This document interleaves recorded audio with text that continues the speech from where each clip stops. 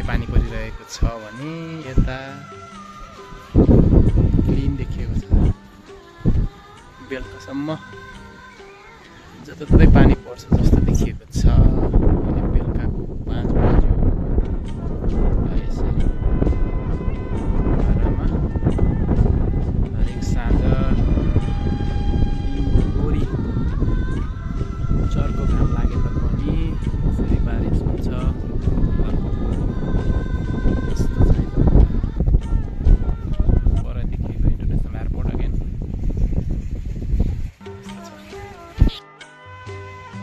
पानी चाहिँ पर्यो पर पर डाँडा पहाडतिर मात्रै पर्यो। पोखरामा हल्का छिटका मात्रै पर्यो है साथीहरू आज पानी। पोखरामा दैनिक यस्तो हुन्छ। ल मेरो कौसीमा चाहिँ सयपत्री फुल चाहिँ फुलेको छ है। यो कौसी खेती रानीले लगाएकी सयपत्री फुल। ल बर्खामा नि यस्तो मजाले फुलेको छ। ल यस्तै छ है, यस्तै छ पोखरामा। कोपिला बोडी पनि फल्न सुरु गरेको छ। यो सबै फल्यो भने खाइ नसक्ने हुन्छ। ल यो पुरै फल्दाखेरि फेरि भिडियो बनाउँछ है यो।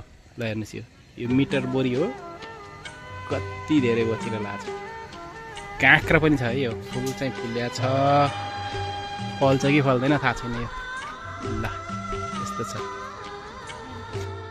राँके खोर्सानी रातै भएर पाकेछ। ल हेर्नुहोस् त, अस्तिसम्म हरियो थियो, आज 2-3टा चाहिँ रातै भएर छ। रातै राँके खोर्सानी, अकबरे खोर्सानी छ है यो। ल यो चाहिँ अकबरे खोर्सानी, डल्ले खोर्सानी भन्छ के अरे हाम्रो। यस्तो छ